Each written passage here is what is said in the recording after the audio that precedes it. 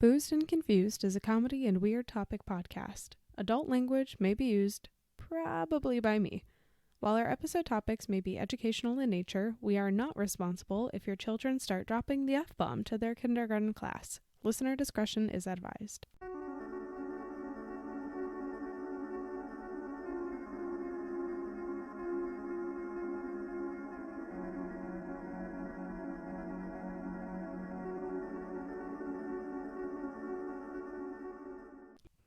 Hello, everybody. Hey. And good morning, because it is Sunday morning instead of Sunday night when we're recording. Where did my hour go? Daylight savings is a scam. Where did my hour go? That's fine. Yeah, we've got... Oh, well, I guess I'll back up. I'm Carol Ann. Matt. That's me. And this is still Boozed and Confused. And I'm obviously still confused. And Matt is just getting boozed now. Well, not like that badly. It's just some coffee and some Appalachian Sippin cream. It does seem delicious. Appalachian Sippin cream. It is very buttery and very like pecan because it's butter pecan. Yeah, that sounds about right. That makes sense. It's like Bailey's. That's like that's like my safe space. This is pretty good though. All right. We have a really interesting episode. It's one that I wanted to do for a while, and it seems like a pretty opportune time to do this. But before we get into that, just a few notes from us, and you get this every time, so you already know. You can skip ahead like 35 seconds and start the episode. Can I skip ahead? No, you can't. Seconds no. And not hear this? No. So the first thing is that, what is the first thing? Oh my gosh. This is why we probably don't record on mornings. Okay, so we are on all of your favorite social media platforms like Facebook, Twitter, and Instagram. We've been pretty quiet because things have been busy. But we are probably going to pick things back up as we get a little bit more settled. So come hang out with us there. If social media isn't your thing and you want to send us an email instead, you can do that at boozedandconfusedpodcast@gmail.com. And we would love to hear some like creepy stories that you might have, or I don't know, encounters, some of your favorite conspiracies.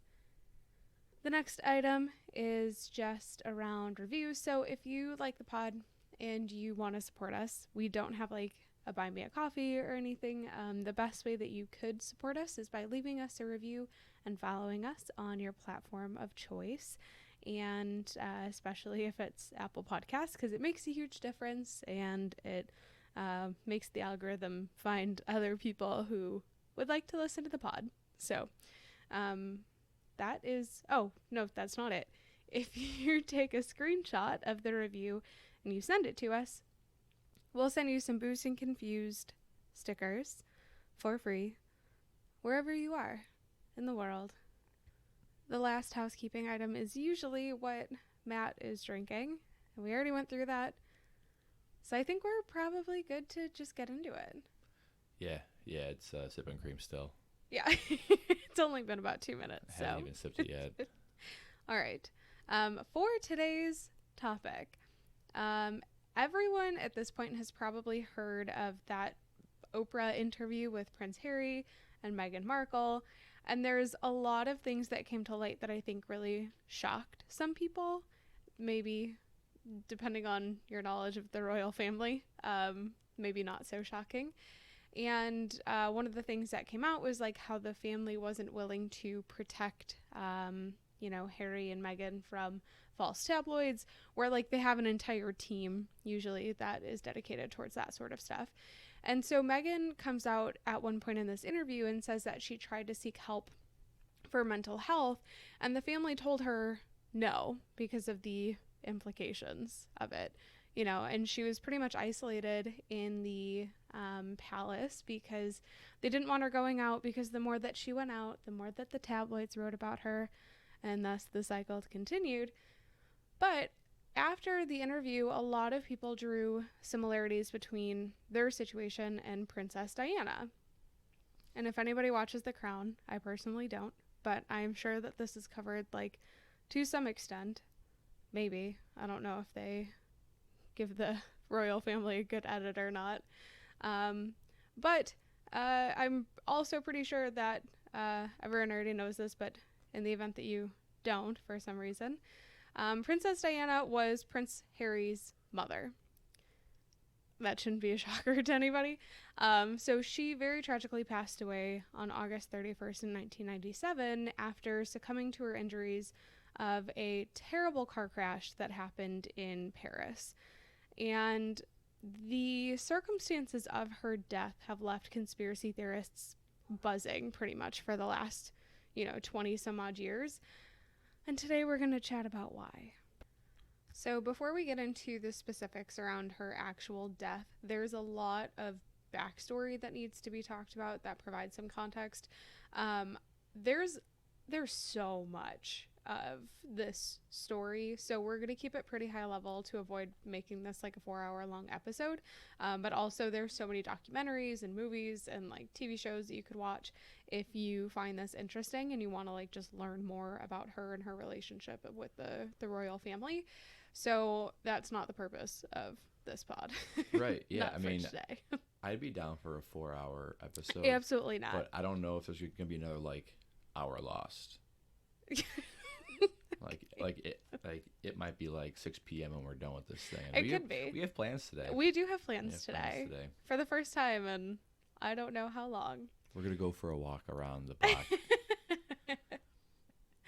The weather is turning. It's finally nice out. All right, so this is the TLDR of Princess Diana's story. So Diana's the first wife of Charles, who's the Prince of Wales, and he's heir to the British throne. So Charles is the oldest son of Queen Elizabeth II. Interesting note about Diana and Charles. So they were engaged in 1981 and they got married in the same year. Very short engagement. And they had 2 kids together, Harry and William, who I think at this point that's probably very well known. Very gross fun fact. Ooh. When they first met in 1977, she was 16 years old and he was 29. Oh my. And he was dating Diana's older sister at the time. So Diana was about 20 when they got married. What? Isn't that kind of gross? Was he like, oh, you're not related enough to me to marry, but maybe if I marry your sister. Drat, but you're 16 years old. Yeah. What would Prince Philip say? Well, I'm sure. Is there something? Oh, that was. We're not going to get into that today. That wasn't very tasteful. Maybe we'll have a separate episode on that.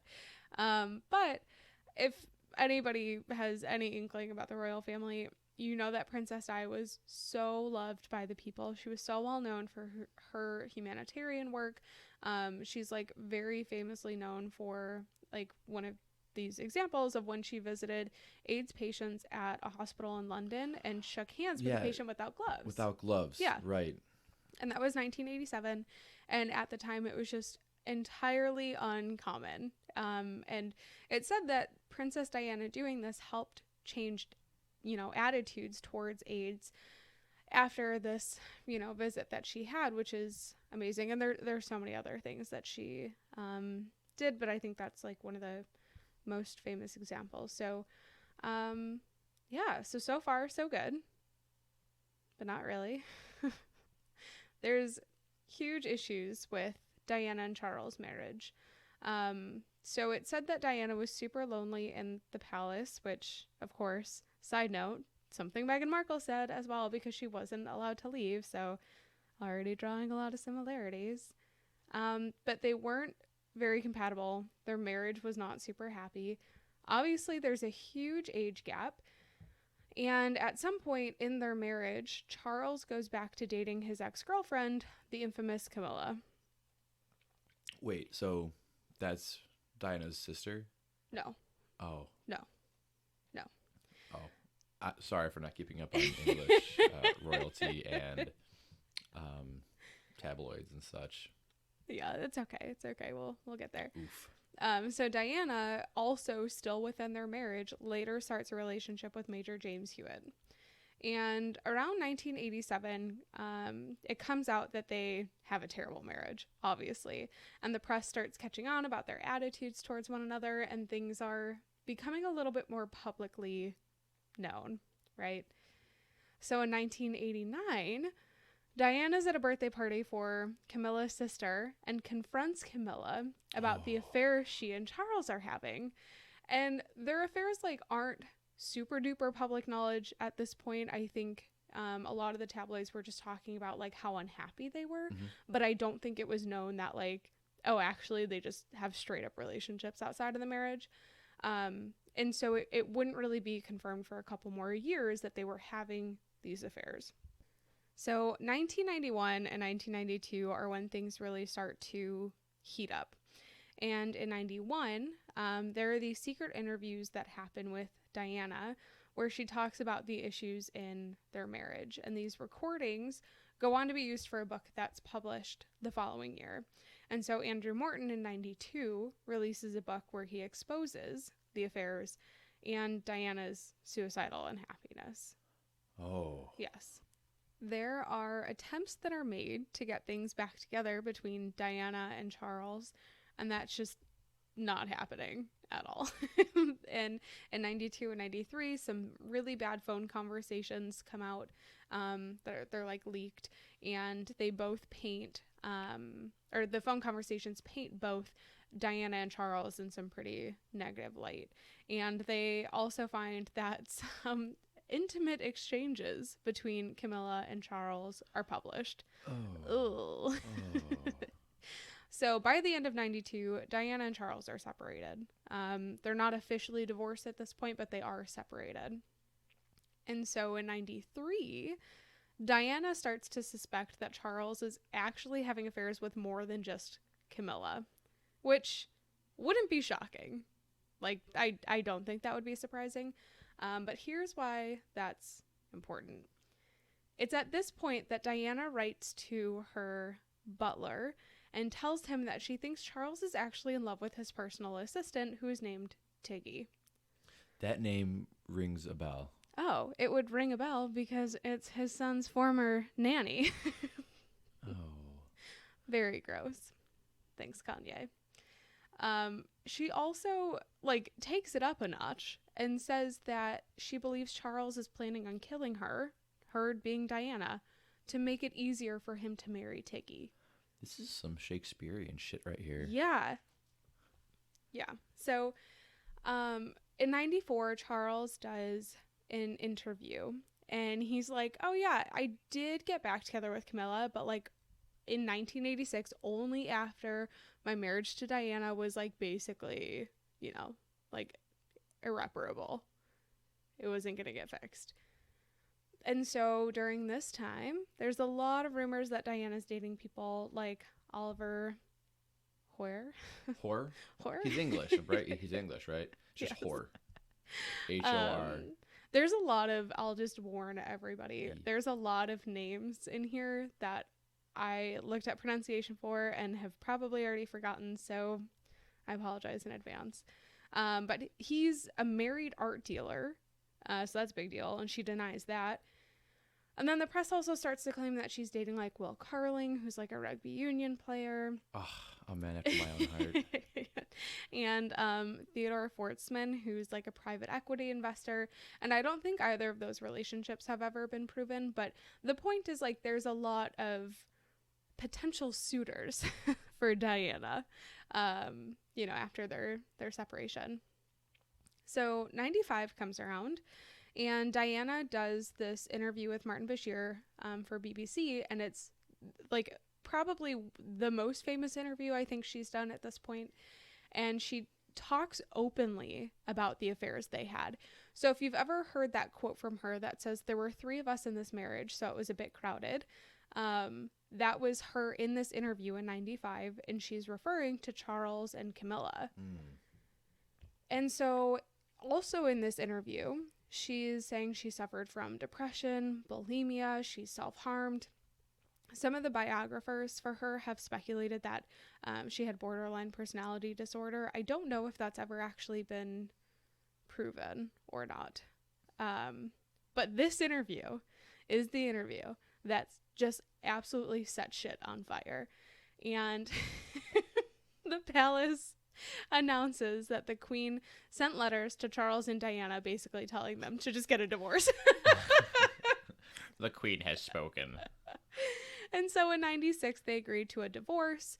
And Diana pisses off the palace because she issues her own announcement of the divorce agreement, which is like, I feel like a very badass Diana thing to do, of like, I'm not going to agree to your terms 100% and you won't speak for me. So I have my own voice. And in the same year, Diana accuses Tiggy, because she's still around, of having an abortion after getting pregnant with Charles' kid. Okay. So that's like not all terrible, right? Like they're divorced now. This is pretty bad. She's still mom to a prince that's expected to take over one day. So she's still technically family and treated as such. And there's like a lot of speculation about the Queen wanted her to keep certain titles and duties, and Charles didn't want that for her. So there's a lot of like, drama in that situation entirely. And then 1997 comes around. Diana is in Paris with her companion, Dodi Fayed, and that's like a somewhat new relationship. They hadn't really been together for super duper long, but her driver, Henry Paul, is, quote, trying to flee the paparazzi. Also, side note, her bodyguard is also in the car. And so, as Henry Paul, the driver, is trying to flee, while in the Pont de Lama tunnel. God, I'm so sorry. The car crashes, and the driver and her partner are both pronounced dead on the scene, and the bodyguard survives, but Diana's taken to the hospital. It's reported that the car was driving around 70 miles an hour. The speed limit was around 30 miles an hour, and they collided with a pillar in the middle of the highway. So initial reports come out as things are unfolding that says that Diana suffered from a concussion, broken arm, and a cut thigh.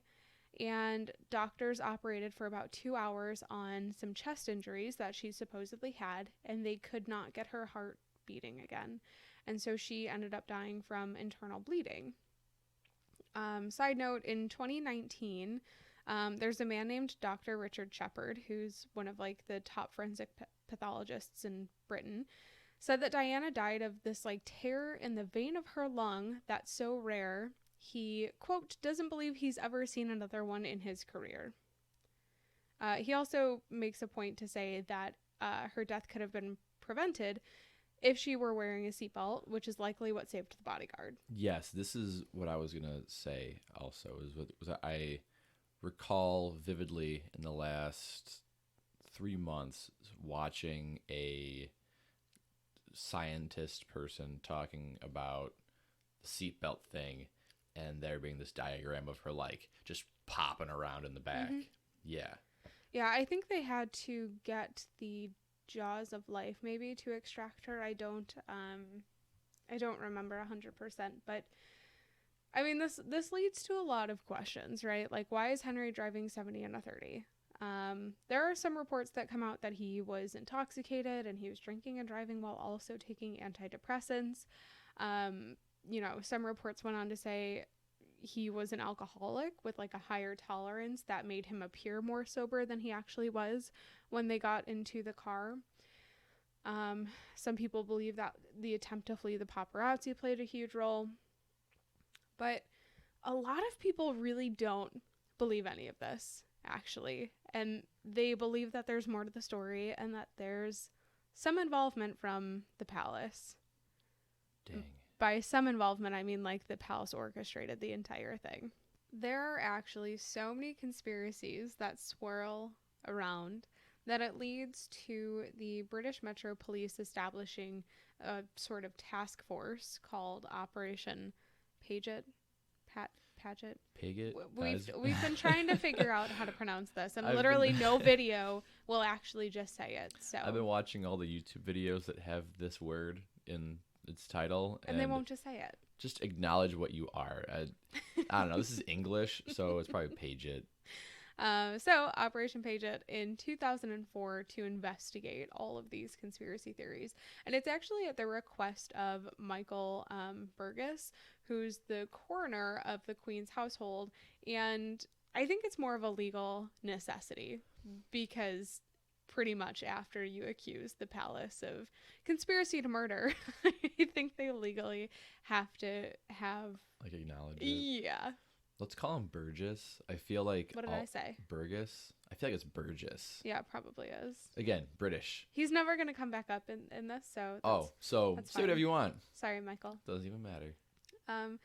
So there are allegations, and I think the most serious of the allegations is that MI6 deliberately caused this car crash at the direction of the royal family. And I think it's this allegation that kind of leads to the... necessity, the legal necessity for them to open up this investigation. And this allegation comes from Dodi's father, who is pretty prevalent throughout the remainder of the episode. He's very much under the impression that because of who they were, the royal family had every reason to get rid of him and Diana. So spoiler alert, they end up publishing an 832-page report that goes through all of the conspiracy theories that were investigated, some other parts of the case, and there's 16 chapters in this report that investigate claims that Princess Di was pregnant, to MI6 involvement, to everything in between. And I don't know. I have a lot of thoughts about this report because everything is pretty much oh, see, we investigated this and it's debunked for this reason. And this couldn't be true because it's been debunked. And in my mind, it's I don't think that the police in a million years would ever publish something that would be yep, the royal family did this. We, the royal family, have investigated. We, the royal family... And we, the royal family, have determined that we, the royal family, are innocent. We've done nothing wrong. And so the conclusion at this report is that the conspiracy theories didn't have a leg to stand on, and it was basically just a tragic accident. And I just, if we believed that, we wouldn't be doing this episode. So let's take some steps back. Let's start with the theory that the driver was intoxicated. So Dodi, who's the boyfriend, and Henry, the driver, both of their families refused to accept the findings that Henry was drunk. And in fact, here's why things get a little hazy for this. So 2006 comes around, and it's disclosed that Lord Stevens, who actually headed Operation Paget, tells Henry's parents that their son was not drunk. Okay. Off the record, though. Oh. On the record? So then he backtracks in public, and he's like, oh, wait, no, I didn't say that. Oh, he backtracks. Okay. And some people speculate that he was trying to, be nice or, go easy on them because they were so elderly, and he didn't want to, I don't know, offend or upset them. Mm-hmm. Mm-hmm. And so then it comes out in 2009 that there's DNA samples that match with blood samples, basically, that, quote, confirm that Henry's blood alcohol levels were 3 times the French legal limit. What is the French legal limit? I don't actually know. I didn't look this up. Ooh. Keep talking. I'm going to look it up right now. Okay, great. There is... I'm always a person that's I'll believe the evidence and I'll believe the science, but knowing the I guess power that the royal family has, I wouldn't be shocked if there was a way that this could be manipulated, or someone could fudge a report somewhere or something, I have the answer. What is it? It says France has very strict drink driving laws. I love they call I it. love that they call it drink driving. I also like that they say, I'm going to hospital. Yeah. Not I'm going to the hospital. I Yeah. like that better. It says you are allowed a maximum of 0.05 milligrams per milliliter of alcohol per liter in your blood, compared to 0.08 in the UK. Interesting. So a little stricter. Yeah. So bit. Okay. That makes let sense. that color your thoughts. All right. So that's that about the driver. So we're going to jump to the MI6 allegations. Let's talk about Richard Tomlinson. So he's a former MI6 officer. He's dismissed from the intelligence services. He actually serves 5 months in prison for breaching the Official Secrets Act 1989. And he claimed in a sworn statement in May of 1999 that Britain's MI6 had been involved with the crash. And he went so far as to suggest that there was documentation that the security service held that would back up these claims. So he's pretty much coming out and saying, you should believe me, but also if you don't, they have the evidence. Here's reasons. And so the August prior to this, Richard claims that, he's like with the BBC, and he claims that Henry worked for the security services. So he's alleging that the driver was part of the security services. And he also claims that Trevor, who's the, bodyguard, or another one of her bodyguards named Kes Wingfield, was a contact for British intelligence. So he's pretty much saying it's an inside job. Everyone around her had some sort of involvement with some sort of intelligence agency or security service. And he continues with these allegations. It says that MI6 had been monitoring Diana before her death. And he goes as far as telling Dodi's father that Henry was an MI6 agent. And he said that, here's where it gets crazy. That's deep. Here's where it gets crazy. He said that her death mirrored plans that he saw in 1992 for the assassination of Serbia's Slobodan Milosevic. That sounds good. And in that case, the plan was using a strobe light to blind the chauffeur. Oh. Yes. Then the backtracking comes. Oh, wait a second. In 2008, Richard says he misremembered, though he had said in the previous day's court session that Paul was supplying MI6 with information. And a correction came from Operation Paget regarding the assassination attempts in Serbia after they gained access to MI6 to investigate these claims. And just a couple of notes. The proposal was written in 93, not 92, and it was a different Serbian figure. Also did not include anything around flashlights. But yeah, that there was totally like an assassination attempt planned there. Goodness. So there's a few other notes that try to discredit Tomlinson. And one of them is that he was like writing this book before he's arrested. And in the book, there's no mention about the staged car crash or like lights in the tunnel or anything. And allegedly, very loose quotes around this, someone from MI6 says there's no file being kept on Diana or Dodi. There's no plan, nothing. Yeah, okay, wink, wink. Totally believe that. So moving on just a little bit, there are claims that Diana predicted her own death. Oh. So Paul Burrell, who's her former butler, says that she was so frightened 10 months before the accident that she wrote to him saying a plot was being created by the royal family to kill her. And in this, some of the things she details is that she said her car's brakes will be tampered with and she would suffer serious head injuries. Oh. Can you imagine like being Princess Diana and being so on edge that the royal family is trying to kill you? I mean, no, I can't Holy imagine. shit. I can't imagine that, but the sentiment I can imagine. Yeah. Wild. So one of the more popular theories that you've probably heard of is that Diana was murdered because she was pregnant with Dodi's child.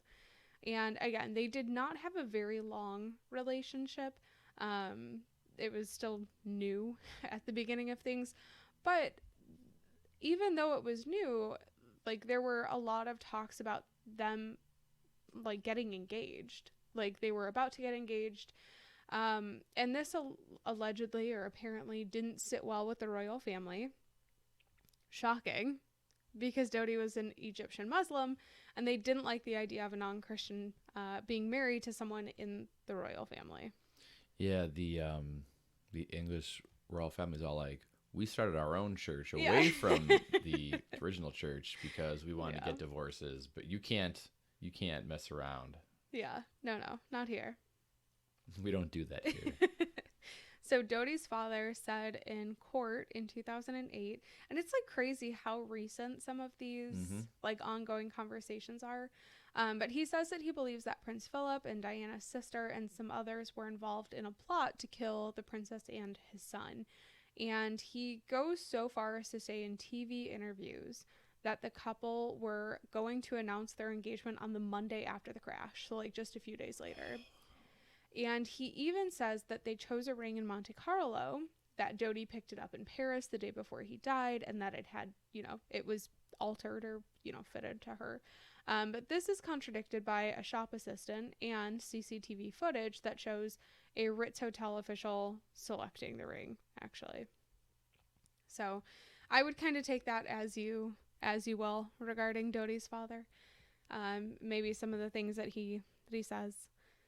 So 2004, Dr. John Burton, who's the former coroner of the Queen's household, says that he attended a post-mortem exam of Diana's body where he found her to actually not be pregnant. He said that they tested her blood and it was found to have no trace of HCG, which is associated with pregnancy. Okay. Yeah. All right.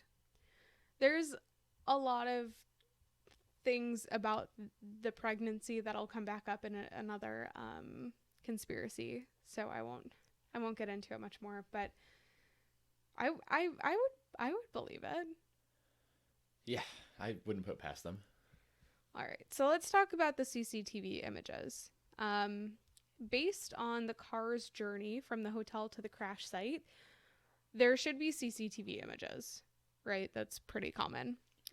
During one of the investigations or like reports that they come out with, it's said that there's more than 14 CCTV cameras in the underpass and none recorded footage of the collision. A different report finds that there's actually 10 locations for CCTV cameras, and allegedly not a single one of them had anything relevant to the inquiry, and they were mostly facing the building entrances since they were privately operated by the building owners instead of by the city of Paris. All right. So there's not even footage of them in the... No.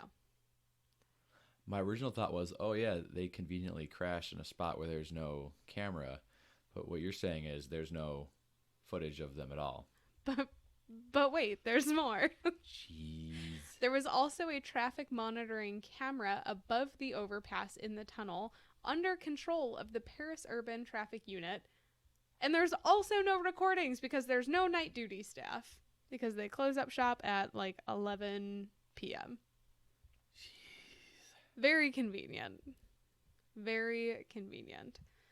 So that's it about the CCTV images. Another conspiracy is this like white Fiat Uno that comes into play. This is one that I didn't really, I guess, know about a ton of. So some of this is kind of newer to me. So after the car wreckage is analyzed, it's discovered that there is contact with a white Fiat Uno car that left traces of paint on the bodywork. The French police never found the vehicle. It comes out they investigated like 4,000 cars or something like that. They never found, what car was involved with this. No one had seen the Fiat enter the tunnel, but some witnesses report seeing the Fiat exit the tunnel. And Dodi's father, again, said that the white Fiat Uno was being used by MI6 as a means to make the Mercedes swerve and crash. I wouldn't put it past him. So then he continues saying that the car is actually owned by Jean-Paul James Andenson, who's like a French photojournalist, and that he's actually a security services agent, according to Dodie. Sorry, Dodie's father. So Andenson died in 2000, and Dodie's father says that it's either from guilt or because he was assassinated by the French or British security services to keep him quiet. So it's worth noting Andenson committed suicide in 2000, and there's a lot of like questions around his death. I think the TLDR very high level is that he had at some point expressed a manner in which he wanted to kill himself to, I think, like friends or something like that, and that was actually the way that he ended up being found. So if that sways your ideas one way or another about whether it was instigated by somebody else. So this white Fiat Uno is investigated. The report basically says Andenson didn't keep great care of the car, and he actually sold it not very discreetly in October of 1997. And the task force pretty much says because the car was in such bad shape, because it was not discreetly sold, that it would be impossible that the car was actually involved. And there's also an alibi for him that says he would have been home like over 170 miles away from Paris at the time of the crash. So take that what you will. But continuing on with the white Fiat Uno, so there's other, reports that this car actually belonged to a 22-year-old taxi driver named Lee Van Then. He's never done an interview, not one. And so in 2006, his dad actually comes out and says that his son resprayed the white car red hours after the crash happened and woke up his mechanic brother in the middle of the night to help him with the process of repainting the car. This is just a normal thing with what guys do. Yeah. Sometimes this is a thing. I can confirm this. Yeah. That we decide in the middle of the night we want to paint our car a new color. Yep. This is totally a thing. Yeah. Can confirm. Yeah. Yeah. And so French police are like, you know what? No, actually he wasn't involved because he was at work. Therefore not involved. And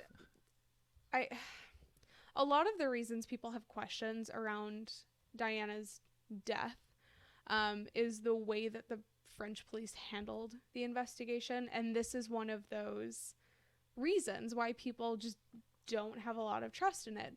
Because the French police come out and say, not involved, he was at work. But actually, he left work early that night, and he could have been at the scene. And his description matches some of the eyewitness descriptions of someone seen exiting the tunnel seconds after the crash. No, his car's red. Yeah. This car is red. Therefore, this car, not him. This car is red, not. God, okay.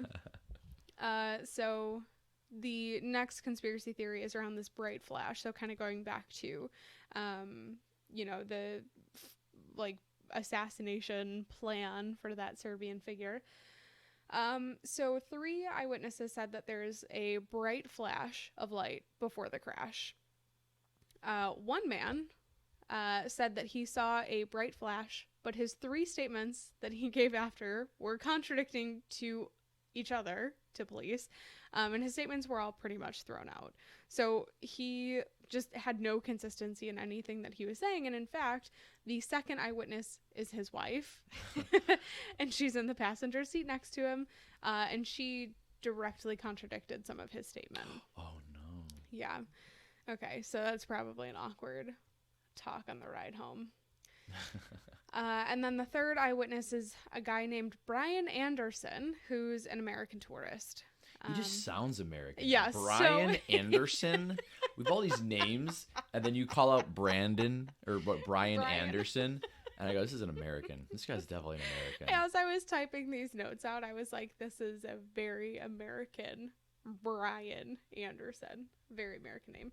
And there's not really much more said about his eyewitness statement. But the task force looks more into this and finds other eyewitnesses, and allegedly none of them corroborate anything about a bright flash, so they conclude that it didn't happen. Sorry, Brian. Your words mean nothing. Mm-hmm. The next theory is around her seatbelt. So, Diana's sister, Sarah, claims that Diana was religious in putting on her seatbelt.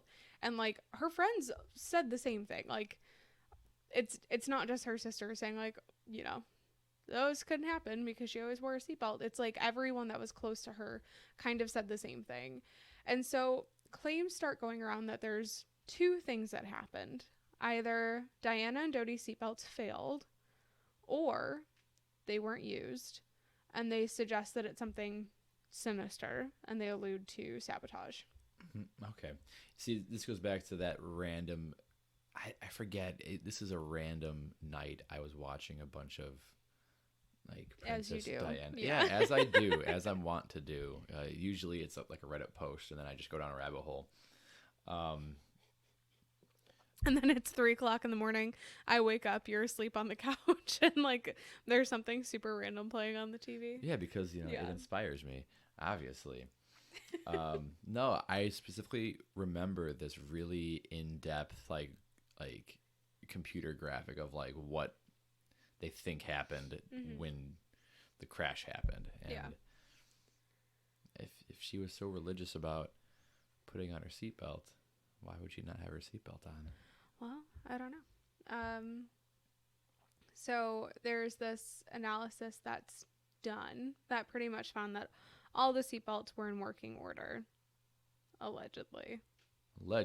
Literally all of this, like, I'm so skeptical because of, like, the power that the royal family has, where I find it hard to believe they wouldn't be able to influence some things like this. There's just no way. Right. There's no way. Right. All right. The royal family has the power to control the seatbelt's efficacy. Whose side are you on here? Matt just removed a fake mask, and actually it's Prince Charles. It's me, Prince Charles. All right. So the next conspiracy is around actually getting Diana to the hospital. And maybe they got lost. Yeah, well, maybe. So we do know her boyfriend and the driver died at the scene. Diana was alive when she was put into the ambulance. So the first call to EMS was at 12:26 a.m. and the ambulance arrives at the hospital at 2:06 a.m. That's a lot of time in between. And That's a pretty long drive. So people find this to be really sketchy. And so the time between takes into account, like, the ambulance actually getting there, extracting Diana from the car, traveling from the site to the hospital. So police first arrive at the scene at 12:30 a.m. The doctor in charge of the ambulance arrives around 12:40 a.m. Diana's removed from the car at 1 a.m. She goes into cardiac arrest, and they resuscitate her. So she's moved to the ambulance at 1:18 a.m. The ambulance leaves the crash scene at 1:41 a.m. And it takes about 26 minutes to get her from the scene to the hospital. Okay. So there's a couple things about this that make people really skeptical. I will preface all of this with I have absolutely no medical background. I don't know if this is the right thing to do. I don't know if another doctor would have made these calls. Well, let me see here. I grew up watching ER with my mom.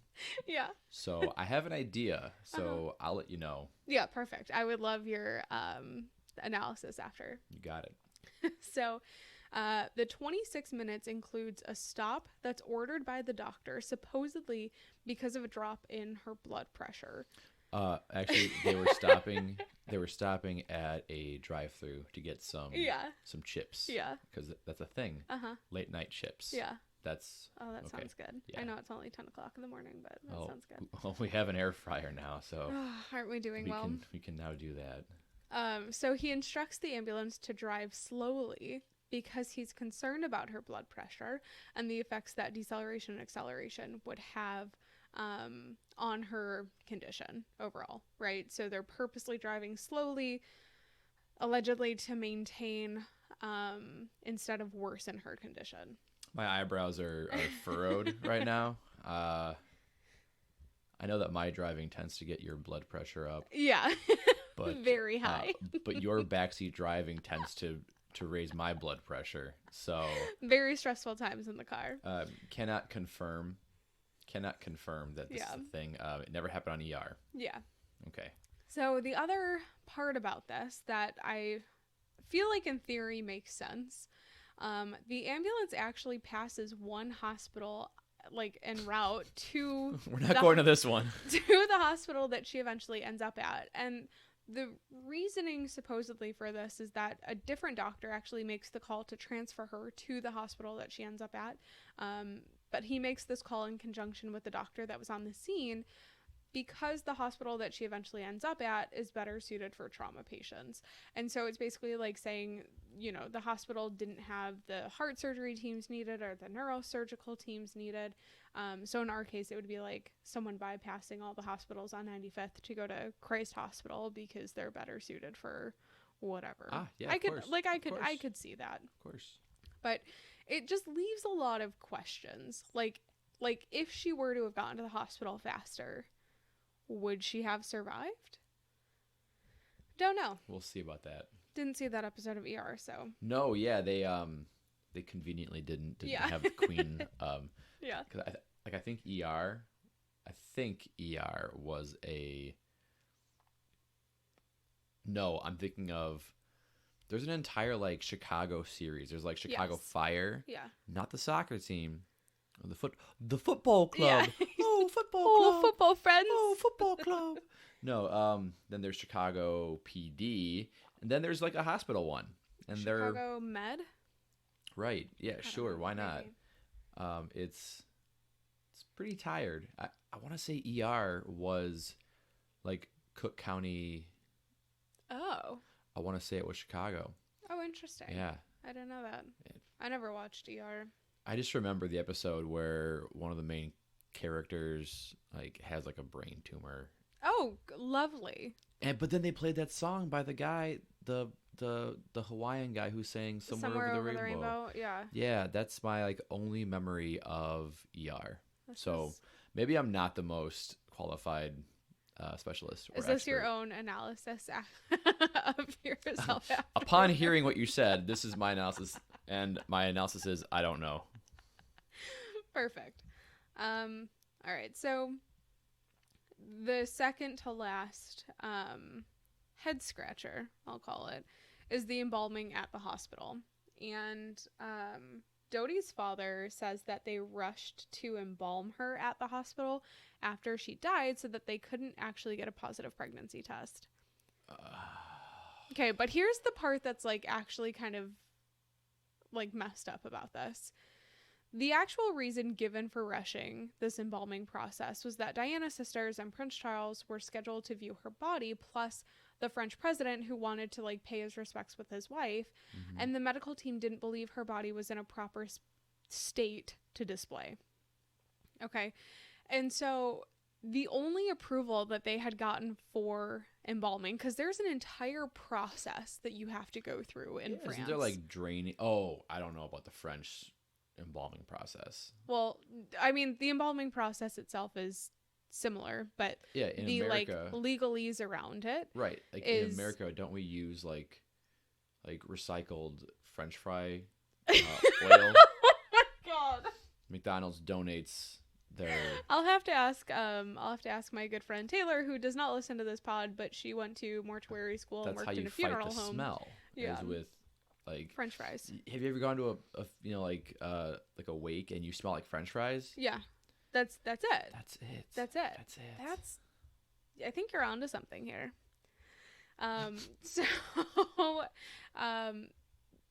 So there's this entire process that needs to happen before the actual embalming, and in this case they only got verbal approval, which is sketchy in itself. But there's also a lot of paperwork that needs to be done.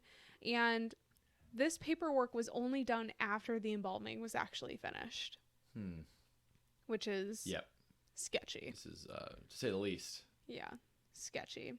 My personal favorite, and I left this one for last, is that there's a conspiracy theory that all of this was faked so that Diana and Dodi could marry and live on a private tropical island together away from the royal family. And people believe this one because they say, well, we never saw her body.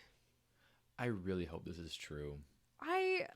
Maybe she's living somewhere tropical with her man. Yeah. And Tupac's there. And Elvis is somehow still alive. Yeah.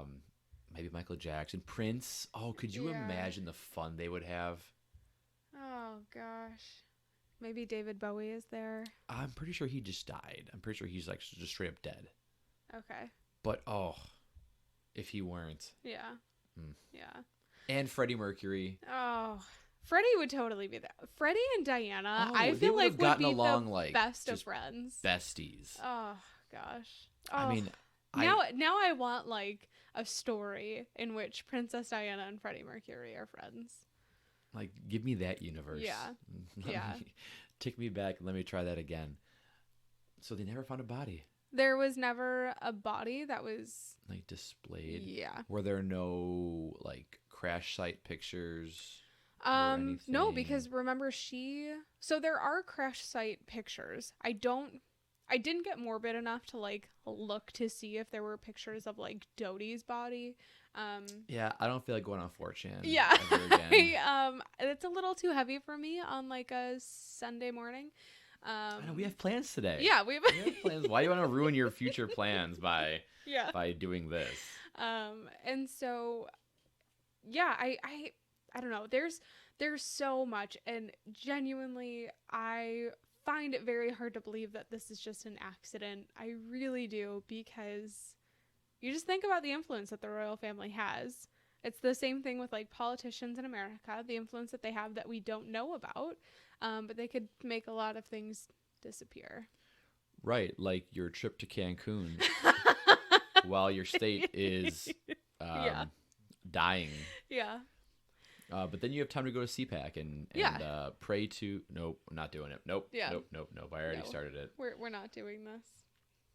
Also, funny note, so my dad said that he listens to the pod, and he told me this week that he's no longer going to listen because he was listening to the GM episode, and he didn't like the way that we ganged up on Elon Musk and Ted Cruz. I have no problem chatting shit about the Zodiac Killer. And I thought I was pretty nice about Elon. I mean, like, I know, like, if anything, I thought you were fanboying over Elon Musk. So as much of a questionable character as he is, I am extremely entertained by his the aura he gives off. When he's on podcasts, he talks kind of like an asshole. Well, because he is an asshole. And so, like, that's the thing. So, like, I'm also not like a huge I'm not a huge Joe Rogan like fanboy. Like, I know he's got this really weird niche. He's like, oh, who's that actress who has Goop? Oh, Gwyneth Paltrow. I feel like he's a less forward, like, upfront version of Gwyneth Paltrow with his like products that he like plugs. But I'm thoroughly entertained by him. I mean, he just asks a lot of questions that I would ask. Mm-hmm. But he's always like, "You ever take DMT?" Yeah. I took DMT a couple times. I hunt elk. But like their discussions are very entertaining. Yeah. But I wouldn't say I'm like a blind like, oh, I love Elon. I think he's a supervillain. Him and Bezos are like two like definite supervillain type people. That was especially exactly the Bezos. comparison I like made, like when they laugh, they have the supervillain laugh. Especially Jeff Bezos. It's the same thing with Mark Zuckerberg. It's something Zuckerberg's actually not a person. He's actually an android. If any of you friends ever watched Star Trek, he's Data. He's actually a very very early version of Data from Star Trek. His facial movements in like these Congress hearings. Drink water. They look Smile. They look like a robot trying to impersonate a human. But basically all of that to say, Dad, if you're still listening to this, I know you were lying. Thanks for still tuning into this week's episode. Yeah, my favorite father-in-law I've ever had. So that really wraps it up for this week. I would be really curious to hear what everybody's thoughts are about Diana's death, and if you believe that it was an accident, if you believe that there's a conspiracy behind it, and like what your thoughts are on the actual conspiracy behind it, because I think there are other conspiracies around her death. I picked the ones that were like the most popular or like well known and researched, but there's a lot more out there. I didn't want to make this a 4-hour episode, so Well, I still have to watch the Oprah interview. I can't do it. And I feel like I should have said this way at the beginning, is that back when I played rugby in college, my nickname was Prince Harry. Yeah. So like basically, yeah, I mean, you're like pretty close to royalty. And my mom claims that a couple times people would like come up to her and go, oh, the prince is here. And it was me. And I'd be like, that's a really cool story. I hope that's true. Because I mean, as a redhead, I feel like people kind of like lump us together. Yeah. You deserve better. No, I would love to be Prince Harry. Well, no. You can be Prince Harry, but I mean, you deserve better than to be lumped together with all. Oh, I'm lumped in with like Carrot Top, and that's pretty what bad. I'm saying. I can't really name many redheads in the world. Carrot Top's like top of the list. I'm having Gingers Have Soul flashbacks, like that South Park episode. Ron Howard's a redhead. Yeah, Ron Howard's a redhead, and that's really all they got. So I'm gonna go Google redheads now. Yeah. I gotta see who's on my team here. So that is pretty much it for today's episode. Thank you so much for tuning in this week. It's not like a usual one that we do, but it felt very timely. So yeah. Remember, the more you live stream, the less the royal family can make you vanish. Yeah. Without a trace.